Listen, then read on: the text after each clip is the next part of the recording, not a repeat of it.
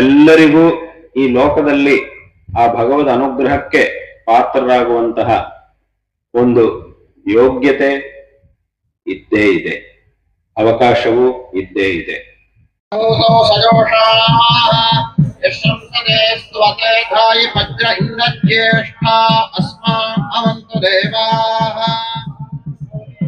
ಸಲಿಲಾನಿ ತಕ್ಷತೆ ಕಪದೇ ದ್ವಿಪದೇ ಸಾಚತುಷ್ಪದೇ ಅಷ್ಟಾಪದೇ ನವಪದೇ ಬಭೂಷಿ ಸಹಸ್ರಾಕ್ಷರ ಪರಮೇ ವ್ಯೋಮನ್. ನದಿ ಹರಿತಾ ಇದೆ, ಆ ನದಿಯಲ್ಲಿ ನೀರು ಚೆನ್ನಾಗಿ ಹರಿತಾ ಇದೆ. ಯಾರಿಗೆ ನೀರು ಬೇಕಾಗಿದೆಯೋ ಅವರ ನದಿ ಹತ್ರಕ್ಕೆ ಹೋದಾಗ ಆ ಬಂದವರಲ್ಲಿ ಎಲ್ಲ ತರದವರು ಇದ್ದಾರೆ, ಅವರೆಲ್ಲರಿಗೂ ನದಿ ನೀರು ಕೊಡ್ತಾ ಇದೆ. ಇವನು ತುಂಬಾ ಪಂಡಿತ ಆದ್ರಿಂದ ಇವನಿಗೆ ಜಾಸ್ತಿ ನೀರು ಕೊಡ್ತೀನಿ ಅಂತ ಹೇಳೋದಿಲ್ಲ, ಅಥವಾ ಇವನು ಪಾಮರ ಆದ್ರಿಂದ ಇವನಿಗೆ ಕಡಿಮೆ ನೀರು ಕೊಡ್ತೀನಿ ಅಂತ ನದಿ ಹೇಳೋದಿಲ್ಲ. ಗತಂ ದಿಕ್ಷು ದಾನ ಪ್ರತಾಪಾತ್ ಜಗದ್ವಸ್ತು ಸರ್ವಂ ಕಡೆ ಸತ್ಪ್ರಸಾದಾತ್ ಮನಶ್ಚೇನ್ನ ಲಗ್ನಂ ಗುರೋರಂಘ್ರಿ ಪದ್ಮೆ ತತಃ ಕಿಂ ತತಃ ಕಿಂ ತತಃ ಕಿಂ ತತಃ ಕಿಂ. ಭಗವಂತ ಎಲ್ಲರಿಗೂ ಸಹ ಸದಾಕಾಲ ಅನುಗ್ರಹ ಮಾಡಲಿಕ್ಕೆ ತಯಾರಾಗಿಯೇ ಇರ್ತಾನೆ. ಆದರೆ ಆ ಭಗವಂತನನ್ನ ನಮಗೆ ಸಾಧ್ಯವಾದಂತಹ ಯೋಗ್ಯವಾದಂತಹ ಮಾರ್ಗದಲ್ಲಿ ಹೋಗಿ ಆಶ್ರಯಿಸಿದಾಗ ಆಗ ಭಗವಂತ ನಮಗೆ ವಿಶೇಷವಾಗಿ ಅನುಗ್ರಹವನ್ನು ಮಾಡ್ತಾನೆ. ಸ್ನೇಹಿತರೆ ನಮಸ್ಕಾರ, ನಾನು ಶ್ರೀಪತಿ ಹೆಗಡೆ ಹಕ್ಲಾಡಿ. ನನ್ನೆಲ್ಲ ಮೀಡಿಯಾ ಫೋಕಸ್ ವೀಕ್ಷಕ ಮಿತ್ರರಿಗೆ ಸ್ವಾಗತ.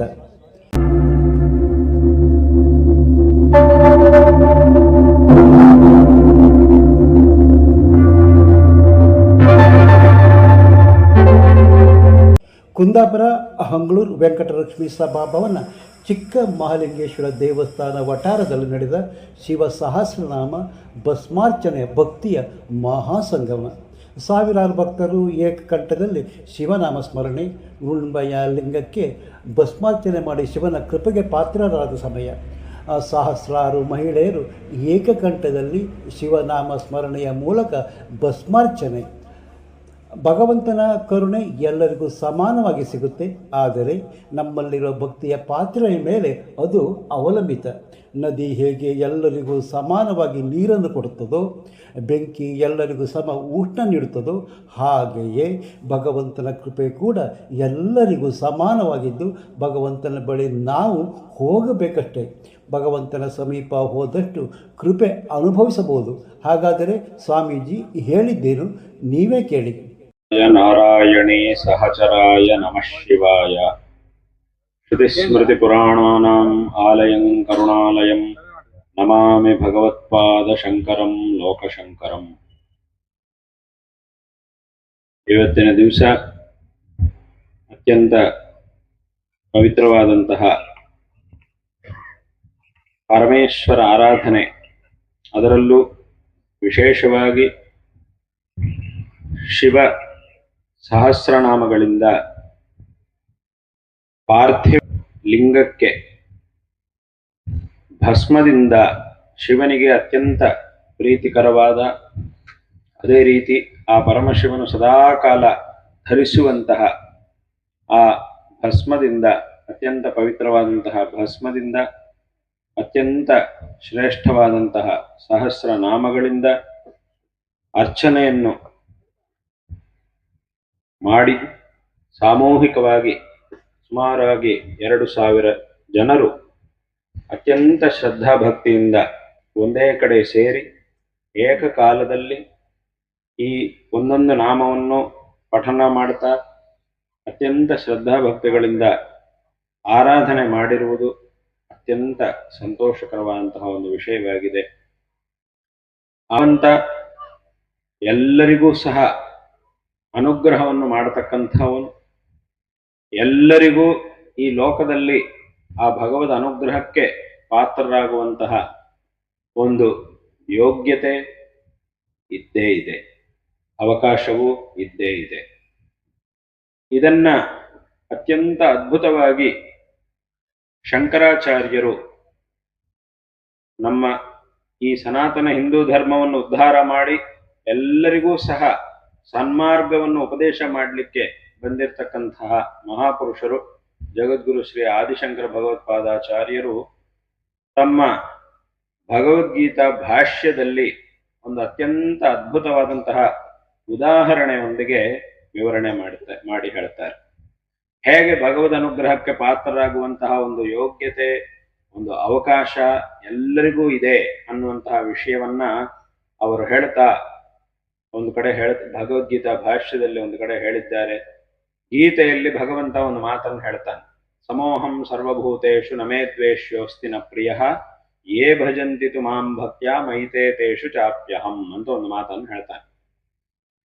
ಇದರ ಅರ್ಥ ಏನು ಅಂತ ಕೇಳಿದ್ರೆ, ಇಲ್ಲಿ ಇದನ್ನು ಹೇಳುವಾಗ ಶಂಕರರು ಒಂದು ಉದಾಹರಣೆಯನ್ನು ಹೇಳ್ತಾರೆ. ಆ ಉದಾಹರಣೆಯನ್ನು ನಾವು ಸರಿಯಾಗಿ ಅರ್ಥ ಮಾಡ್ಕೊಂಡ್ಬಿಟ್ರೆ ಈ ಶ್ಲೋಕದ ಅರ್ಥ ತುಂಬಾ ಸುಲಭವಾಗಿ ನಮಗೆ ಅರ್ಥ ಆಗುತ್ತೆ. ಏನು ಅಂತ ಕೇಳಿದ್ರೆ, ಭಗವಂತ, ಶಂಕರರು ಕೊಟ್ಟಿರುವಂತಹ ಉದಾಹರಣೆ ಏನು ಅಂತಂದ್ರೆ, ಭಗವಂತ ಒಂದು ಜ್ವಲಂತವಾಗಿರ್ತಕ್ಕಂತಹ ಅಗ್ನಿ ಇದ್ದ ಹಾಗೆ ಅಂತ ಅದರ ಅರ್ಥ. ಏನು ಹಾಗೆ, ಏನಿದರ ಅರ್ಥ? ಈ ತರ ಹೇಳಿದ್ರೆ ಏನಿದರ ಅರ್ಥ ಅಂತ ಕೇಳಿದ್ರೆ, ತುಂಬಾ ಚಳಿ ಇರತಕ್ಕಂತಹ ಒಂದು ಕಾಲದಲ್ಲಿ ಎಲ್ಲರಿಗೂ ಚಳಿಯಿಂದ ತುಂಬಾ ತೊಂದರೆ ಆಗ್ತಾ ಇರುವಾಗ ಆಗ ನಮ್ಮ ಶರೀರಕ್ಕೆ ಸ್ವಲ್ಪ ಉಷ್ಣ ಸ್ಪರ್ಶ ಬೇಕು. ಚಳಿಯಿಂದ ತುಂಬಾ ತೊಂದರೆ ಆಗ್ತಾ ಇರುವಾಗ ಆಗ ಉಷ್ಣ ಸ್ಪರ್ಶ ಅನ್ನೋದು ಬೇಕು. ಆಗ ತುಂಬಾ ಜನ ಏನ್ ಮಾಡ್ತಾರೆ ಅಂತಂದ್ರೆ, ಒಂದು ಬೆಂಕಿಯನ್ನು ಹಾಕೊಂಡು ಅದರ ಹತ್ರಕ್ಕೆ ಹೋಗಿ ಕೂತ್ಕೊಳ್ತಾರೆ. ಕೂತ್ಕೊಂಡಾಗ ಅದರಿಂದ ನಮಗೆ ಆ ಉಷ್ಣ ಸ್ಪರ್ಶ ಸಿಗುತ್ತೆ. ಅದರಿಂದ ಶರೀರಕ್ಕೆ ಹಿತವಾಗಿರುತ್ತೆ. ಆ ಚಳಿ ಅನ್ನೋದು ಹೋಗಿ ಶರೀರಕ್ಕೆ ಹಿತವಾಗಿರುತ್ತೆ. ಇಲ್ಲಿ ಒಂದು ಸಲ ತುಂಬಾ ಚಳಿಗಾಲದಲ್ಲಿ ವಿಪರೀತವಾದಂತಹ ಚಳಿ ಇರುವಂತಹ ಪ್ರದೇಶದಲ್ಲಿ ಎಲ್ಲ ಕಡೆನೂ ತುಂಬಾ ಜನ ನಡುತ್ತಾ ಇದ್ರು. ಚಳಿಗೆ ಇದರಿಂದ ತುಂಬಾ ತೊಂದರೆ ಆಗ್ತಾ ಇದೆ. ಆಗ ಅವರೆಲ್ಲರೂ ಏನ್ ಮಾಡಿದ್ರು ಅಂತಂದ್ರೆ, ಒಂದು ಕಡೆ ಚೆನ್ನಾಗಿ ಬೆಂಕಿ ಉರಿತಾ ಇದೆ. ಆ ಬೆಂಕಿ ಅನ್ನೋದು ಒಂದು ಕಡೆ ಇದೆ. ಈ ಚಳಿಯಿಂದ ತೊಂದರೆಯನ್ನು ಅನುಭವಿಸ್ತಾ ಇರತಕ್ಕಂಥವರೆಲ್ಲರೂ ಒಬ್ಬೊಬ್ಬರು ಒಂದೊಂದು ಕಡೆ ಇದ್ದಾರೆ. ಒಬ್ಬ ಆ ಬೆಂಕಿಗೆ ಪೂರ್ವದ ಕಡೆ ಇದ್ದಾನೆ, ಇನ್ನೊಬ್ಬ ಆ ಬೆಂಕಿಗೆ ಎಲ್ಲೋ ದಕ್ಷಿಣದ ಕಡೆ ಎಲ್ಲೋ ಇದ್ದಾನೆ, ಇನ್ನೊಬ್ಬ ಯಾವುದೋ ಪಶ್ಚಿಮದ ಕಡೆ ಇನ್ನೊಂದು ಕಡೆ ಇದ್ದಾನೆ, ಇನ್ನೊಬ್ಬ ಎಲ್ಲೋ ಈಶಾನ್ಯದ ಕಡೆ ಎಲ್ಲೋ ಇದ್ದಾನೆ. ಇವರೆಲ್ಲರಿಗೂ ಸಹ ಚಳಿಯಿಂದ ತುಂಬಾ ತೊಂದರೆ ಆಗ್ತಾ ಇದೆ. ಆಗ ಅವ್ರೇನ್ ಮಾಡಿದ್ರು ಅಂತಂದ್ರೆ, ಈ ತರ ಚಳಿಯಿಂದ ತೊಂದರೆ ಆಗ್ತಾ ಇರುವುದರಿಂದ ಅಲ್ಲೊಂದು ಕಡೆ ಬೆಂಕಿ ಉರಿತಾ ಇದೆ, ಆದ್ರಿಂದ ನಾವಲ್ಲಿಗೆ ಹೋಗ್ಬೇಕು ಅಂತ ಹೇಳಿ ಎಲ್ಲರೂ ಏನ್ ಮಾಡಿದ್ರು, ಅವರವರಿದ್ದ ಜಾಗದಿಂದ ಯಾವ ಮಾರ್ಗದಲ್ಲಿ ಹೋದ್ರೆ ಬೇಗ ಆ ಬೆಂಕಿಯನ್ನು ತಲುಪಲಿಕ್ಕಾಗುತ್ತೋ ಆ ಮಾರ್ಗದಲ್ಲಿ ಎಲ್ಲರೂ ಹೊರಟು ಆ ಬೆಂಕಿ ಹತ್ರಕ್ಕೆ ಹೋಗಿ ನಿಂತ್ಕೊಂಡ್ರು. ಅದರೊಳಗೂ ಇನ್ನೊಂದು ವಿಶೇಷ ಏನು ಅಂತಂದ್ರೆ, ಈ ಬಂದವರಲ್ಲಿ ಒಬ್ಬ ಮಹಾರಾಜ ಇದ್ದ, ಒಬ್ಬ ಶ್ರೀಮಂತ ಇದ್ದ, ಒಬ್ಬ ಬಡವನಾಗಿರ್ತಕ್ಕಂಥವನಿದ್ದ, ಒಬ್ಬ ಪಂಡಿತ ಇದ್ದಾನೆ, ಒಬ್ಬ ಪಾಮರ ಇದ್ದಾನೆ, ಒಬ್ಬ ಮಂದಬುದ್ಧಿ ಇದ್ದಾನೆ, ಒಬ್ಬ ಬುದ್ಧಿಶಾಲಿ ಇದ್ದಾನೆ. ಎಲ್ಲ ತರದ ಜನರು ಇದ್ದಾರೆ. ಒಬ್ಬ ಪುರುಷ ಇದ್ದಾನೆ, ಒಬ್ಬ ಸ್ತ್ರೀ ಇದ್ದಾಳೆ, ಒಂದು ಪ್ರಾಣಿಯೂ ಇದೆ.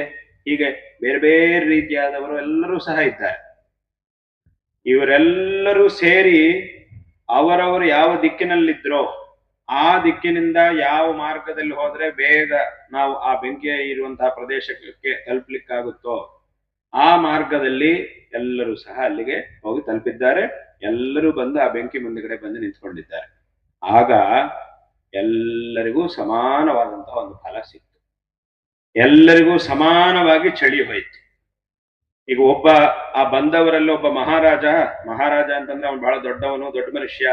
ಆದ್ರಿಂದ ಅವನಿಗೆ ಸ್ವಲ್ಪ ಚಳಿ ಜಾಸ್ತಿ ಹೋಗುತ್ತೆ. ಅವನಿಗೆ ಚಳಿಯನ್ನು ಜಾಸ್ತಿ ಹೋಗಲಾಡಿಸ್ಬೇಕು. ಆ ಪಕ್ಕದಲ್ಲಿದ್ದವನು ಅವನು ಸಾಮಾನ್ಯದವನು, ಅವನಿಗೆ ಜಾಸ್ತಿ ಹೋಗಲಾಡಿಸಿದ್ರೆ ಇದ್ರೂ ಪರವಾಗಿಲ್ಲ, ಹೋಗಲಾಡಿಸದೇ ಇದ್ರೂ ಪರವಾಗಿಲ್ಲ, ಸ್ವಲ್ಪ ಮಾತ್ರ ಕಡಿಮೆ ಮಾಡಿದ್ರೆ ಸಾಕು. ಅಥವಾ ಇವನು ದೊಡ್ಡ ಪಂಡಿತ, ಇವನು ತುಂಬಾ ದೊಡ್ಡ ಪಂಡಿತ, ಆದ್ರಿಂದ ಇವನಿಗೆ ಸ್ವಲ್ಪ ಜಾಸ್ತಿ ಚಳಿ ಹೋಗುವಂಗ್ ಮಾಡ್ಬೇಕು. ಬೇರೆಯವನಾದ್ರೆ ಪಾಮರ, ಅವನೇನು ಓದ್ದವನಲ್ಲ, ಆದ್ರಿಂದ ಅವನಿಗೇನು ತೊಂದರೆ ಇಲ್ಲ, ಅಂದ್ರೆ ಅವನಿಗೇನು ಜಾಸ್ತಿ ಚಳಿಯನ್ನು ಹೋಗಲಾಡಿಸ್ಬೇಕು ಅಂತೇನಿಲ್ಲ. ಆ ವ್ಯತ್ಯಾಸ ಇಲ್ವೇ ಇಲ್ಲ. ಆ ಬೆಂಕಿ ಎದುರಿಗೆ ಹೋಗಿ ನಿಂತ್ಕೊಂಡ್ರು ಅಂತಂದ್ರೆ ಎಲ್ಲರಿಗೂ ಸಮಾನವಾದಂತಹ ಆ ಉಷ್ಣ ಸ್ಪರ್ಶ ಎನ್ನುವುದು ಸಿಗುತ್ತೆ. ಎಲ್ಲರ ಚಳಿಯೂ ಒಂದೇ ರೀತಿಯಾಗಿ ಕಡಿಮೆ ಆಗುತ್ತೆ. ಆ ಚಳಿಯಿಂದ ಉಪಶಮನ ಅನ್ನೋದು ಎಲ್ಲರಿಗೂ ಒಂದೇ ರೀತಿಯಾಗಿ ಸಿಗುತ್ತೆ, ಒಂದೇ ರೀತಿಯಾಗಿ ಹಿತವಾಗಿ ಇರುತ್ತೆ. ಅದರೊಳಗೆ ಯಾವುದೇ ವಿಧವಾದಂತಹ ವ್ಯತ್ಯಾಸ ಇಲ್ಲ. ಈ ಬಂದವರಲ್ಲಿ ಬೇರೆ ಬೇರೆ ಜನರಿದ್ದಾರೆ, ಬೇರೆ ಬೇರೆ ಥರದ ಜನರಿದ್ದಾರೆ. ಅಂದ್ರೆ ಲೋಕದೃಷ್ಟ್ಯ, ಲೌಕಿಕ ದೃಷ್ಟಿಯಿಂದ ನೋಡಿದ್ರೆ ಇವನು ಮಹಾರಾಜ, ಇವನು ಸಾಮಾನ್ಯ, ಇವನು ಪಂಡಿತ, ಪಾಮರ ಅನ್ನುವಂತಹ ಬುದ್ಧಿ ಲೋಕದೃಷ್ಟಿಯ ಇದೆ. ಲೋಕ ವ್ಯವಹಾರದಲ್ಲಿ ಅದೆಲ್ಲ ಉಂಟು. ಅದನ್ನೆಲ್ಲ ಇಟ್ಕೊಂಡು ಈ ವ್ಯವಹಾರ ಲೋಕದಲ್ಲೆಲ್ಲ ನಡೀತಾ ಇರುತ್ತೆ. ತುಂಬಾ ವ್ಯವಹಾರಗಳು. ಇವನು ಅಧಿಕಾರಿ, ಇವನು ಕೆಲಸ ಮಾಡುವನು, ಇವನ ಮೇಲಿರತಕ್ಕಂತಹ ಅಧಿಕಾರಿ ಅಂತ ಈ ತರ ವ್ಯತ್ಯಾಸಗಳು ಲೋಕದಲ್ಲಿವೆ. ಈ ವ್ಯಾವಹಾರಿಕ ಪ್ರಪಂಚದಲ್ಲಿ ಎಲ್ಲ ವ್ಯತ್ಯಾಸಗಳು ಇವೆ. ಈ ವ್ಯತ್ಯಾಸಗಳನ್ನು ಇಟ್ಕೊಂಡು ವ್ಯವಹಾರ ಲೋಕದಲ್ಲಿ ನಡೀತಾ ಇದೆ. ಆದರೆ ಇವರೆಲ್ಲರೂ ಅಲ್ಲಿ ಬಂದ ಮೇಲೆ ಸಮಾನವಾದಂತಹ ಫಲವೇ ಎಲ್ಲರಿಗೂ ಪ್ರಾಪ್ತವಾಗ್ತಾ ಇದೆ. ಒಬ್ಬೊಬ್ಬರು ಅವರವರ ದಾರಿಯಲ್ಲಿ ಅವರು ಬಂದ್ರು. ಈ ಪೂರ್ವದ ಕಡೆ ಇದ್ದವನು ಅವನ ದಾರಿಯಲ್ಲಿ ಅವನು ಬಂದ, ಪಶ್ಚಿಮದ ಕಡೆ ಇದ್ದವನು ಅಲ್ಲಿಂದ ಪೂರ್ವಕ್ಕೆ ಬಂದು ಬರ್ಬೇಕಾಗಿಲ್ಲ, ಅವನು ಅಲ್ಲಿದ್ದ ಯಾವ ಮಾರ್ಗದಲ್ಲಿ ಬಂದ್ರೆ ಅಲ್ಲಿಗೆ ಬರ್ತಾನೋ ಆ ಮಾರ್ಗದಲ್ಲೇ ಬಂದ, ಬರಬಹುದು ಆ ಮಾರ್ಗದಲ್ಲೇ ಬಂದ ಮೇಲೆ ಎಲ್ಲರಿಗೂ ಸಮಾನವಾದಂತಹ ಫಲ ಸಿಕ್ತು. ಕೆಲವರು ಏನ್ ಮಾಡಿದ್ರು, ಬರ್ಲೇ ಇಲ್ಲ, ಅವರು ದೂರದಲ್ಲೇ ನಿಂತ್ಕೊಂಡು ಹೇಳ್ತಾ ಇದ್ರು, ನಾನ್ ಯಾಕೆ ಅಲ್ಲಿಗೆ ಹೋಗ್ಬೇಕು, ನಾನು ಇಲ್ಲೇ ಇರ್ತೀನಿ, ನನ್ನ ಚಳಿ ಹೋಗ್ಲಿ ಅಂತ ಹೇಳ್ತಿದ್ದ. ಎಷ್ಟು ಪ್ರಯತ್ನ ಮಾಡಿದ್ರು ದೂರದಲ್ಲಿದ್ದವನ ಚಳಿ ಹೋಗ್ಲಿಲ್ಲ, ಹತ್ತಿರಕ್ಕೆ ಬಂದವರ ಚಳಿ ಮಾತ್ರವೇ ಹೋಯ್ತು. ದೂರದಲ್ಲಿದ್ದವರು ಎಷ್ಟು ಹೇಳಿದ್ರು, ನಾನ್ ದೊಡ್ಡ ಅಧಿಕಾರಿ, ನಾನ್ ಯಾಕೆ ಹೋಗ್ಬೇಕು, ನನ್ನ ಹತ್ರ ತುಂಬಾ ದುಡ್ಡಿದೆ, ನಾನ್ ಯಾಕೆ ಹೋಗ್ಬೇಕು ಅಂತ ಹೇಳ್ತಾ ಕೂತ್ಕೊಂಡಿದ್ದ ಒಬ್ಬ. ಆದ್ರೆ ನಿನ್ನ ಹತ್ರ ಎಷ್ಟು ಬೇಕಾದ್ರೂ ದುಡ್ಡು ಇರ್ಲಿ, ಆದ್ರೆ ನಿನ್ ಚಳಿ ಮಾತ್ರ ಹೋಗೋದಿಲ್ಲ, ಹತ್ರಕ್ಕೆ ಹೋದ್ರೆ ಮಾತ್ರ ಆಗುತ್ತೆ. ಈ ಒಂದು ಉದಾಹರಣೆಯನ್ನ ಶಂಕರಾಚಾರ್ಯರು ತಮ್ಮ ಭಾಷ್ಯದಲ್ಲಿ ವಿವರಣೆ ಮಾಡಿ ಆ ಭಗವಂತನ ಸ್ವಭಾವ ಹೇಗಿರುತ್ತೆ ಅನ್ನೋದನ್ನ ಇಲ್ಲಿ ಉಪದೇಶ ಮಾಡಿದ್ದಾರೆ. ಇಲ್ಲಿ ಬೆಂಕಿ ಯಾಕೆ ಹಾಗೆ ಮಾಡುತ್ತೆ ಅಂತ ಪ್ರಶ್ನೆ ಕೇಳಿದ್ರೆ ಅದಕ್ಕೇನು ಉತ್ತರ ಕೊಡುವುದು ಅಂತಂದ್ರೆ, ಅದು ಬೆಂಕಿಯ ಸ್ವಭಾವ ಅಷ್ಟೇ, ಅದಕ್ಕಿನ್ನೇನು ಬೇರೆ ಏನು ಉತ್ತರ ಕೊಡ್ಲಿಕ್ಕೆ ಆಗೋದಿಲ್ಲ. ಅಥವಾ ಈ ಬೆಂಕಿಗೆ ಹತ್ರ ಬಂದವರ ಮೇಲೆ ಕೋಪ, ಹತ್ರ ಬಂದವರ ಮೇಲೆ ಸ್ವಲ್ಪ ಪ್ರೀತಿ ಜಾಸ್ತಿ, ದೂರದಲ್ಲಿದ್ದವರ ಮೇಲೆ ಕೋಪ ಅಂತ ಹೇಳಕ್ಕಾಗೋದಿಲ್ಲ. ಆ ಹತ್ರ ಯಾರು ಬಂದಿದ್ದಾರೋ ಅವ್ರ ಮೇಲೆ ಬೆಂಕಿಗೆ ಪ್ರೀತಿ ಜಾಸ್ತಿ ಆದ್ರಿಂದ ಅವ್ರಿಗೆ ಜಾಸ್ತಿ ಫಲ ಕೊಡುತ್ತೆ, ದೂರದಲ್ಲಿದ್ದವರ ಮೇಲೆ ಇವರಿಗೆ ಈ ಬೆಂಕಿಗೆ ಪ್ರೀತಿ ಇಲ್ಲ ಆದ್ರಿಂದ ಅವ್ರಿಗೇನು ಫಲನೇ ಕೊಡುವುದಿಲ್ಲ, ಅಥವಾ ಕೋಪ ಆದ್ರಿಂದ ಫಲನೇ ಕೊಡುವುದಿಲ್ಲ ಅಂತ ಹೇಳಕ್ ಸಾಧ್ಯವೇ ಇಲ್ಲ, ಹಾಗೆ ಹೇಳಕ್ಕಾಗುವುದಿಲ್ಲ. ಅದು ಬೆಂಕಿಯ ಒಂದು ಸ್ವಭಾವ, ಅಗ್ನಿಯ ಒಂದು ಸ್ವಭಾವ ಹಾಗೆ ಅದು ಶಂಕರರು ಹೇಳಿದಂತಹ ದೃಷ್ಟಾಂತ. ಹಾಗೆ ಇನ್ನೊಂದು ಉದಾಹರಣೆ ನಮ್ಮ ಗುರುಗಳು ಯಾವಾಗಲೂ ತಮ್ಮ ಭಾಷಣಗಳೆಲ್ಲ ಅನೇಕ ಬಾರಿ ಹೇಳ್ತಾ ಇದ್ರು. ಒಂದು ನದಿ ಹರಿತಾ ಇದೆ, ಆ ನದಿಯಲ್ಲಿ ನೀರು ಚೆನ್ನಾಗಿ ಹರಿತಾ ಇದೆ, ಯಾರಿಗೆ ನೀರು ಬೇಕಾಗಿದೆಯೋ ಅವರ ನದಿ ಹತ್ರಕ್ಕೆ ಹೋದಾಗ ಆ ಬಂದವರಲ್ಲಿ ಎಲ್ಲ ತರದವರು ಇದ್ದಾರೆ, ಅವರೆಲ್ಲರಿಗೂ ನದಿ ನೀರು ಕೊಡ್ತಾ ಇದೆ. ಇವನು ತುಂಬಾ ಪಂಡಿತ ಆದ್ರಿಂದ ಇವನಿಗೆ ಜಾಸ್ತಿ ನೀರು ಕೊಡ್ತೀನಿ ಅಂತ ಹೇಳೋದಿಲ್ಲ, ಅಥವಾ ಇವನು ಪಾಮರ ಆದ್ರಿಂದ ಇವನಿಗೆ ಕಡಿಮೆ ನೀರು ಕೊಡ್ತೀನಿ ಅಂತ ನದಿ ಹೇಳೋದಿಲ್ಲ. ಆದರೆ ನಾವು ಹೋಗ್ಬೇಕು ನದಿ ಹತ್ರಕ್ಕೆ, ಹಾಗೂ ಒಂದು ಪಾತ್ರೆಯನ್ನು ಹಿಡ್ಕೊಂಡು ಹೋಗ್ಬೇಕು. ಬರೀ ಕೈಯಲ್ಲಿ ಹೋದ್ರೆ ನೀರು ಸಿಕ್ಕೋದಿಲ್ಲ, ತಂದ್ಕೊಳ್ಲಿಕ್ಕಾಗೋದಿಲ್ಲ ನೀರು. ಸಣ್ಣ ಪಾತ್ರೆ ಹಿಡ್ಕೊಂಡು ಹೋದ್ರೆ ಸ್ವಲ್ಪ ನೀರು ಮಾತ್ರವೇ ಸಿಗುತ್ತೆ, ದೊಡ್ಡ ಪಾತ್ರೆ ಹಿಡ್ಕೊಂಡು ಹೋದ್ರೆ ತುಂಬಾ ನೀರು ಸಿಗುತ್ತೆ. ಅದು ನಮ್ಮ ಕೈಯಲ್ಲೇ ಇದೆ. ಎಷ್ಟು ದೊಡ್ಡ ಪಾತ್ರೆ ಹಿಡ್ಕೊಂಡು ಹೋಗ್ಬೇಕು, ಎಷ್ಟು ನೀರು ತಂದ್ಕೊಳ್ಬೇಕು ಅನ್ನೋದು ನಮ್ಮ ಕೈಯಲ್ಲೇ ಇದೆ. ಎಷ್ಟು ಬೇಕಾದ್ರೂ ನೀರು ಕೊಡ್ಲಿಕ್ಕೆ ನದಿ ತಯಾರಾಗಿಯೇ ಇದೆ. ಇದನ್ನ ನಮ್ಮ ಗುರುಗಳು ಹೇಳ್ತಾ ಇದ್ದಂತಹ ಒಂದು ಉದಾಹರಣೆ. ನದಿ ಅನ್ನೋದು ಎಷ್ಟು ನೀರು ಬೇಕಾದ್ರೂ ನೀರು ಕೊಡ್ಲಿಕ್ಕೆ ತಯಾರಾಗಿದೆ, ಆದ್ರೆ ತಂದುಕೊಳ್ಳುವವನು ಯಾವ ರೀತಿಯಂತಹ ಪಾತ್ರೆಯನ್ನು ಹಿಡ್ಕೊಂಡು ಹೋಗ್ತಾನೆ ಅನ್ನೋದೇ ಇಲ್ಲಿ ಮುಖ್ಯವಾದ ವಿಷಯ. ಅದು ಇವನ ಕೈಯಲ್ಲಿದೆ. ಇವನು ಸ್ವಲ್ಪ ನೀರು ಸಣ್ಣ ಪಾತ್ರೆ ಹಿಡ್ಕೊಂಡು ಹೋಗಿ ನದಿಯಲ್ಲಿ ಇರುವಷ್ಟು ನೀರು ಬೇಕು ಅಂತಂದ್ರೆ ಅದು ಹಾಗೆ ಸಿಗೋದಿಲ್ಲ. ನಿನ್ನ ಪಾತ್ರೆಗೆ ತಕ್ಕಂತೆ ಆ ನೀರು ಅನ್ನೋದು ನಿನಗೆ ಸಿಗುತ್ತೆ ಅಂತ ನಮ್ಮ ಗುರುಗಳು ಹೇಳ್ತಾ ಇದ್ರು. ಯಥಾವತ ಇದರಿಂದ ನಾವು ತಿಳ್ಕೊಳ್ಬೇಕಂತಹ ವಿಷಯ ಏನು ಅಂತ ಕೇಳಿದ್ರೆ, ಆ ಉದಾಹರಣೆ ಇರ್ಲಿ, ಆ ಅಗ್ನಿಯ ಉದಾಹರಣೆ ಇರ್ಲಿ, ಅಥವಾ ಈ ನದಿಯ ಒಂದು ಉದಾಹರಣೆ ಇರ್ಲಿ, ಯಾವುದೇ ಆಗಲಿ, ಶಂಕರರು ಹೇಳಿದಂತಹ ಅಗ್ನಿಯ ಉದಾಹರಣೆ ಇರಲಿ, ಹಾಗೂ ನಮ್ಮ ಗುರುಗಳು ಹೇಳಿದಂತಹ ನೀರಿನ ಆ ನದಿಯ ಒಂದು ಉದಾಹರಣೆ ಇರಲಿ, ಯಾವ್ದು ಬೇಕಾದ್ರೂ ಆಗಲಿ, ಅದರಿಂದ ನಾವು ತಿಳ್ಕೊಳ್ಬೇಕಂತಹ ವಿಷಯ ಏನು ಅಂತ ಕೇಳಿದ್ರೆ, ಭಗವಂತ ಎಲ್ಲರಿಗೂ ಸಹ ಸದಾಕಾಲ ಅನುಗ್ರಹ ಮಾಡಲಿಕ್ಕೆ ತಯಾರಾಗಿಯೇ ಇರ್ತಾನೆ. ಆದರೆ ಆ ಭಗವಂತನನ್ನ ನಮಗೆ ಸಾಧ್ಯವಾದಂತಹ ಯೋಗ್ಯವಾದಂತಹ ಮಾರ್ಗದಲ್ಲಿ ಹೋಗಿ ಆಶ್ರಯಿಸಿದಾಗ ಆಗ ಭಗವಂತ ನಮಗೆ ವಿಶೇಷವಾಗಿ ಅನುಗ್ರಹವನ್ನು ಮಾಡ್ತಾನೆ. ನಾನು ಹೋಗುವುದಿಲ್ಲ, ನಾನು ಮಾಡುವುದಿಲ್ಲ ಅಂತಂದ್ರೆ ಆಗ ಭಗವಂತನು ಅನುಗ್ರಹ ಮಾಡುವುದಿಲ್ಲ. ನಾನು ಬೆಂಕಿ ಹತ್ರಕ್ಕೆ ಹೋಗೋದಿಲ್ಲ ಅಥವಾ ನಾನು ಹೊಳೆಗೆ ಹೋಗೋದೇ ಇಲ್ಲ ಅಂತಂದ್ರೆ ಆಗ ನೀರು ಸಿಕ್ಕುವುದಿಲ್ಲ. ಒಂದ್ಸಲಿ ಅಲ್ಲಿಗೆ ಹೋದ ಮೇಲೆ ಈ ಬಂದವನು ಯಾರು ಬೇಕಾದ್ರೂ ಆಗ್ಲಿ ಅವನಿಗೆ ನೀರು ಸಿಕ್ಕೇ ಸಿಗುತ್ತೆ, ಅದ್ರೊಳಗೆ ಯಾವುದೇ ವ್ಯತ್ಯಾಸ ಇಲ್ಲ. ಹೋಗದೇ ಇದ್ದವನು ಎಷ್ಟು ದೊಡ್ಡವನು ಬೇಕಾದ್ರೂ ಆಗ್ಲಿ, ಅಂದ್ರೆ ಲೋಕದೃಷ್ಟ್ಯ, ದೇವರ ಮುಂದೆ ಯಾರು ದೊಡ್ಡವರಿಲ್ಲ, ಆದ್ರೆ ಲೋಕದೃಷ್ಟ್ಯ ಅವನು ಎಷ್ಟು ದೊಡ್ಡ ಮನುಷ್ಯ ಬೇಕಾದ್ರೂ ಆಗ್ಲಿ, ಅದು ಲೋಕದೃಷ್ಟ್ಯ ದೊಡ್ಡವನೇ ಹೊರತು ಭಗವಂತನ ಎದುರಿಗೆ ದೊಡ್ಡವನಲ್ಲ ಅವನು. ಹಾಗಾಗಿ ಏನಾಗ್ತಾ ಇದೆ ಅಂತಂದ್ರೆ, ನಾನು ಮಹಾರಾಜ ತಾನೆ, ನಾನು ಇಲ್ಲೇ ಇರ್ತೀನಿ, ನನಗೆ ನೀರು ಸಿಗಲಿ ಅಥವಾ ನನಗೆ ಭಗವದ್ ಅನುಗ್ರಹ ಸಿಗಲಿ ಅಂತ ಹೇಳಿದ್ರೆ ನೀನು ಮಹಾರಾಜ ಲೋಕದಲ್ಲಿ ಅಷ್ಟೇ, ಜನರ ಎದುರಿಗೆ ನೀನು ಮಹಾರಾಜ ಅಷ್ಟೇ. ನಿನಗೊಂದು ವಿಶೇಷ ಸಾಮರ್ಥ್ಯ ಇರುವುದರಿಂದ ಜನರ ಎದುರಿಗೆ ನೀನು ಮಹಾರಾಜ ಅಂತ ಅನ್ಸ್ಕೊಂಡಿದ್ದಿ, ಜನರು ನಿನ್ನನ್ನು ಆ ಸ್ಥಾನದಲ್ಲಿ ಇಟ್ಟಿದ್ದಾರೆ. ಆದರೆ ದೇವರ ಎದುರಿಗೆ ನೀನು ಮಹಾರಾಜ ಅಲ್ಲ, ಜನರನ್ನು ಪರಿಪಾಲನೆ ಮಾಡುವ ಮಹಾರಾಜ ಅಷ್ಟೇ. ಹಾಗೆ ನನ್ನ ಹತ್ರ ಪಾಂಡಿತ್ಯ ಉಂಟು, ನನ್ಗೆ ತುಂಬಾ ವಿಷಯಗಳು ನನಗೆ ಗೊತ್ತಿದೆ ಅಂತಂದ್ರೆ ಜನರೆಲ್ಲರಿಗೂ ಗೊತ್ತಿಲ್ಲದೆ ಇರುವಂತಹ ವಿಷಯಗಳು ನಿನಗೆ ಗೊತ್ತಿದೆ. ಲೋಕದಲ್ಲಿ ಯಾವ ಯಾರು ಜನರು ಇದ್ದಾರೋ ಅವರಿಗೆ ಗೊತ್ತಿಲ್ಲದೆ ಇರುವಂತಹ ವಿಶೇಷವಾದ ವಿಚಾರಗಳು ನಿನಗೆ ಗೊತ್ತಿದೆ, ಹಾಗಾಗಿ ಜನರ ಎದುರಿಗೆ ನೀನು ಪಂಡಿತ. ಅಂದ್ರೆ ಭಗವಂತ ಅಂದ್ರೆ ಸರ್ವಜ್ಞ, ಅದರಿಂದ ಭಗವಂತನಿಗೆ ಗೊತ್ತಿಲ್ಲದೆ ಇರುವಂತಹ ವಿಷಯ ನಿನಗೆ ಗೊತ್ತಿದೆಯಾ? ಹಾಗೆ ಯಾರಿಂದಿಗೂ ಸಾಧ್ಯವೇ ಇಲ್ಲ. ಭಗವಂತ ಸರ್ವಜ್ಞ ಆದ್ರಿಂದ ಭಗವಂತನಿಗೂ ಗೊತ್ತಿಲ್ಲದೆ ಇರುವ ವಿಷಯ ನನ್ಗೊಂದು ಗೊತ್ತುಂಟು ಅಂತಂದ್ರೆ ಆಗಬೇಕಾದ್ರೆ ನೀನ್ ದೊಡ್ಡ ಪಂಡಿತ ಅಂತ ಹೇಳ್ಬೋದು. ಆದ್ರೆ ಆ ತರ ಇರ್ಲಿಕ್ಕೆ ಸಾಧ್ಯ ಇಲ್ಲ, ಯಾಕಂದ್ರೆ ಭಗವಂತ ಸರ್ವಜ್ಞ ಆದ್ರಿಂದ. ಹಾಗಾಗಿ ಅಲ್ಲಿಗೆ ಬಂದ ಮೇಲೆ ನಿನ್ನ ಪಾಂಡಿತ್ಯ ಎಲ್ಲ ಲೋಕದಲ್ಲೇ ಹೊರತು ಅಲ್ಲಲ್ಲ, ದೇವರೆದುರಿಗೆ ಅಲ್ಲ. ಹಾಗಾಗಿ ಅಲ್ಲಿಗೆ ಏನಾಯ್ತು ಅಂತಂದ್ರೆ ಈ ಎಲ್ಲಾ ವಿಧವಾದಂತಹ ವ್ಯತ್ಯಾಸಗಳು ಈ ಲೋಕದೃಷ್ಟ್ಯ ಎಷ್ಟು ದೊಡ್ಡವನು ಅಂತ ಅನಿಸ್ಕೊಂಡ್ರೂ ಸಹ ಅದು ಲೋಕದೃಷ್ಟಿಯಲ್ಲಿ ಮಾತ್ರವೇ ಆಗುತ್ತೆ ಹೊರತು ಭಗವಂತನ ದೃಷ್ಟಿಯಲ್ಲಿ ಆಗುವುದಿಲ್ಲ. ಆದ್ದರಿಂದ ಅವನಿಗೆ ಆ ಭಗವಂತನನ್ನು ಆಶ್ರಯಿಸಲಿಲ್ಲ ಅಂತಂದ್ರೆ ಅವನಿಗೆ ಭಗವಂತ ಅನುಗ್ರಹ ಮಾಡುವುದಿಲ್ಲ. ಆದ್ರೆ ಲೋಕದೃಷ್ಟಿಯ ಒಬ್ಬ ಸಾಮಾನ್ಯನಾದಂತಹ ವ್ಯಕ್ತಿಯಾಗಿದ್ರು ತುಂಬಾ ಒಂದು ಭಕ್ತಿಯಿಂದ ಭಗವಂತನ ಆಶ್ರಯಿಸಿದ ಅಂತಂದ್ರೆ ಅವನಲ್ಲಿ ಇದು ಹಾಗೆ ಇವನು ಹೀಗೆ ಅಂತ ಹೇಳಿ ಏನನ್ನೂ ಭಗವಂತ ನೋಡುವುದಿಲ್ಲ. ಅವನಿಗೆ ವಿಶೇಷವಾಗಿ ಭಗವಂತ ಅನುಗ್ರಹ ಮಾಡೇ ಮಾಡ್ತಾನೆ, ಅದರೊಳಗೆ ಯಾವುದೇ ಸಂದೇಹಕ್ಕೆ ಅವಕಾಶ ಇಲ್ಲ. ಆದ್ರಿಂದ ಇದು ಆ ಭಗವಂತನ ಸ್ವಭಾವ. ಆದ್ರಿಂದ ಭಗವಂತನ ಅನುಗ್ರಹವನ್ನ ಪಡ್ಕೊಳ್ಳುವುದಕ್ಕೆ ಈ ಪ್ರಪಂಚದಲ್ಲಿ ಕೆಲವರೆಲ್ಲ ಏನ್ ಯೋಚನೆ ಮಾಡ್ತಿರ್ತಾರೆ ಅಂತಂದ್ರೆ, ನಮ್ಗೆಲ್ಲ ದೇವರ ಅನುಗ್ರಹ ಮಾಡ್ತಾರ, ನಮ್ಗೆಲ್ಲ ಅಷ್ಟ ಒಂದು ಶಕ್ತಿ ಇಲ್ಲ, ನಮ್ಗೆಲ್ಲ ಅಷ್ಟೆಲ್ಲ ತಿಳುವಳಿಕೆನೂ ಇಲ್ಲ, ಅಥವಾ ನಾವೆಲ್ಲ ಲೋಕದೃಷ್ಟಿಯಲ್ಲಿ ನಾವೆಲ್ಲ ತುಂಬಾ ಸಾಮಾನ್ಯ ಜನರು, ಅದರಿಂದ ಸಾಮಾನ್ಯ ಜನರಿಗೆಲ್ಲ ಭಗವಂತ ಅನುಗ್ರಹ ಮಾಡ್ತಾನ ಅಂತ ತುಂಬಾ ಜನರಿಗೆ ಮನಸ್ಸಲ್ಲಿ ಪ್ರಶ್ನೆ ಬರ್ತಾ ಇರುತ್ತೆ. ಖಂಡಿತವಾಗಿಯೂ ಮಾಡ್ತಾನೆ, ಅದರೊಳಗೆ ಯಾವುದೇ ಸಂದೇಹ ಇಲ್ಲ.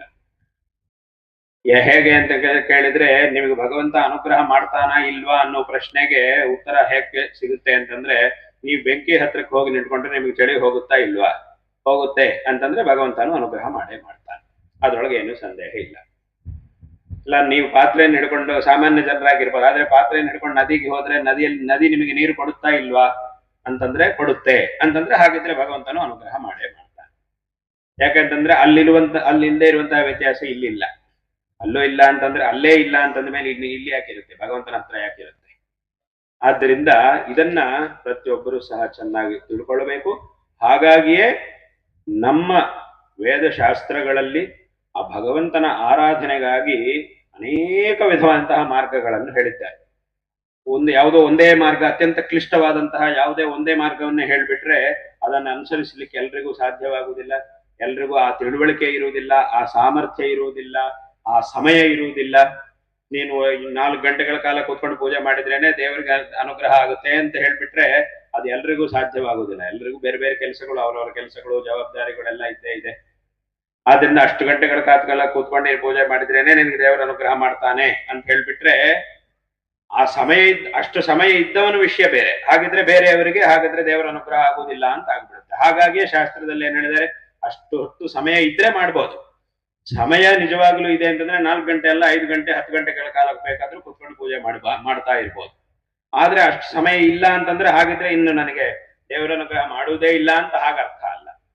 ಅಷ್ಟು ಸಮಯ ಇಲ್ಲದೆ ಹೋದ್ರು 2 ನಿಮಿಷ ಸಮಯ ಇದೆಯಾ ಸಾಕು. ಆ 2 ನಿಮಿಷದೊಳಗೆ ನಾವು ಮಾಡಬಹುದಾದಂತಹ ಅನುಷ್ಠಾನಗಳನ್ನು ಶಾಸ್ತ್ರಗಳಲ್ಲಿ ಹೇಳಿದ್ದಾರೆ. 5 ನಿಮಿಷ ಸಮಯ ಇದೆಯಾ, 10 ನಿಮಿಷ ಸಮಯ ಇದೆಯಾ, 15 ನಿಮಿಷ ಸಮಯ ಇದೆಯಾ, ಹಾಗಿದ್ರೆ ಆ 15 ನಿಮಿಷದಲ್ಲೇ ನೀನು ಮಾಡಬಹುದಾದಂತಹ ಅನುಷ್ಠಾನವನ್ನು ಹೇಳಿದ್ದಾರೆ. ಇಲ್ಲ ನನ್ನ ಹತ್ರ 2 ರೂಪಾಯಿ ಇದೆ ಅಷ್ಟೇ, ಆ 2 ರೂಪಾಯಿ ಸಾಕು, ಅದು ಬೇಕಾಗಿಲ್ಲ. ವಾಸ್ತವವಾಗಿ ಗೀತೆಯಲ್ಲಿ ಭಗವಂತ ಏನ್ ಹೇಳಿದ್ದಾನೆ, ಪತ್ರಂ ಪುಷ್ಪಂ ಫಲಂತೋಯಂ ಯೋಮೇ ಭಕ್ತ್ಯ ಪ್ರಯಚ್ಛತಿ ತದಹಂ ಭಕ್ತ್ಯುಪಹೃತಂ ಅಶ್ನಾಮಿ ಪ್ರಯತಾತ್ಮನಃ ಅಂತ ಭಗವಂತ ಹೇಳಿದ. ಏನಿದ್ರ ಅರ್ಥ? ನಿನ್ನ ಹತ್ರ ಏನು ತುಂಬಾ ಖರ್ಚು ಮಾಡುವಷ್ಟು ಹಣ ನಿನ್ನ ಹತ್ರ ಇಲ್ಲ ಅಂತಂದ್ರೆ ಅದ್ರ ಬಗ್ಗೆ ಯೋಚನೆನೇ ನೀನ್ ಮಾಡುವುದು ಬೇಡ. ಈ ಹಣವನ್ನು ಅರ್ಪಣೆ ಮಾಡುವುದು ಅನ್ನುವುದು ಅದರ ಉದ್ದೇಶ ಏನು ಅಂತ ಕೇಳಿದ್ರೆ, ಇದರ ಉದ್ದೇಶ ಏನು? ಇಲ್ಲಿ ಸುಮಾರು ಜನ ಏನ್ ಆಕ್ಷೇಪ, ಲೋಕದಲ್ಲಿ ಕೆಲವರೆಲ್ಲ ಏನ್ ಆಕ್ಷೇಪ ಮಾಡ್ತಿರ್ತಾರೆ, ಯಾವ್ದಾದ್ರು ಒಂದು ದೇವಸ್ಥಾನಕ್ಕೆ ಹೋಗ್ಬಿಟ್ರೆ ಅಲ್ಲಿ ಎಲ್ಲ ಕಡೆನೂ ಒಂದೊಂದಕ್ಕೂ ಚೀಟಿ ಇರುತ್ತೆ. ಇದಕ್ಕಿಷ್ಟು ಕಟ್ಟಬೇಕು, ಇದಕ್ಕಿಷ್ಟು ಕಟ್ಟಬೇಕು, ಪ್ರಸಾದಕ್ಕೆ ಇಷ್ಟು ಕಟ್ಟಬೇಕು, ದರ್ಶನಕ್ಕೆ ಇಷ್ಟು ಕಟ್ಟಬೇಕು, ಇನ್ನೇನೋ ಆಗ್ಬೇಕಾ ಸೇವೆಗೆ ಇಷ್ಟು ಕಟ್ಟಬೇಕು ಅಂತ ಎಲ್ಲ ಕಡೆ ಇಟ್ಬಿಟ್ಟಿದ್ದಾರೆ. ಅದೆಲ್ಲದಕ್ಕೂ ಹೀಗೆ ಅಂದ್ರೆ ಒಂಥರ ಇದೆಲ್ಲ ಒಂಥರ ವ್ಯಾಪಾರ ತರ ಮಾಡ್ತಾರೆ. ಅಂದ್ರೆ ವ್ಯಾಪಾರ ಹಾಗೂ ಮಾಡೋ ಸ್ಥಾನಗಳು ಕೆಲವಿವೆ, ಅದರಿಂದಲೇ ಈ ಕೆಟ್ಟ ಹೆಸರು ಬರ್ತಿರೋದು ಎಲ್ಲ ಕಡೆಗೂ. ಆ ಥರನೂ ಮಾಡುವವರು ಇದ್ದಾರೆ, ಒಂದಿಷ್ಟು ಜನ ದೇವರ ಹೆಸರು ಹೇಳ್ಕೊಂಡು ವ್ಯಾಪಾರ ಮಾಡುವವರು ಇದ್ದೇ ಇದ್ದಾರೆ. ಆದ್ರೆ ಹಾಗಂತ ಹೇಳಿ ಎಲ್ಲ ಕಡೆನೂ ಹಾಗಿಟ್ಟಿದ್ದು ತಪ್ಪು ಅಂತಲ್ಲ. ಯಾಕೆ ಅಂತ ಕೇಳಿದ್ರೆ, ಒಂದು ದೇವಸ್ಥಾನಕ್ಕೆ ಬಂದಂತಹ ವ್ಯಕ್ತಿ ದೇವರಿಗೆ ಏನಾದ್ರೂ ಅರ್ಪಣೆ ಮಾಡಬೇಕು ಅಂತಂದ್ರೆ ಅದಕ್ಕೊಂದು ವ್ಯವಸ್ಥೆ ಬೇಕು. ಒಬ್ಬ ಮನುಷ್ಯ ಅತ್ಯಂತ ವಿಶೇಷವಾಗಿ ಯಾವುದನ್ನು ಭಾವಿಸ್ತಾನೆ ಅಂತ ಕೇಳಿದ್ರೆ ತಾನು ಪಟ್ಟಂತಹ ಪರಿಶ್ರಮವನ್ನ ಎಲ್ಲದಕ್ಕಿಂತ ದೊಡ್ಡದಾಗಿ ಮನುಷ್ಯ ಭಾವಿಸ್ತಾನೆ. ಬೇರೆ ಯಾವ್ದು ವ್ಯರ್ಥ ಆದ್ರೂ ಮನುಷ್ಯ ಅಷ್ಟು ತಲೆ ಕೆಡಿಸ್ಕೊಳ್ಳುವುದಿಲ್ಲ, ಪರವಾಗಿಲ್ಲ ಅಂತ. ಆದ್ರೆ ತಾನು ಪಟ್ಟಂತಹ ಪರಿಶ್ರಮ ಸ್ವಲ್ಪ ವ್ಯರ್ಥ ಆಯಿತು ಅಂತಂದ್ರೆ ಆಗ ಮನುಷ್ಯ ತುಂಬಾ ಬೇಜಾರು ಮಾಡ್ಕೊಳ್ತಾನೆ. ಅದರಿಂದ ಅವನಿಗೆ ತುಂಬಾ ದುಃಖ ಆಗುತ್ತೆ.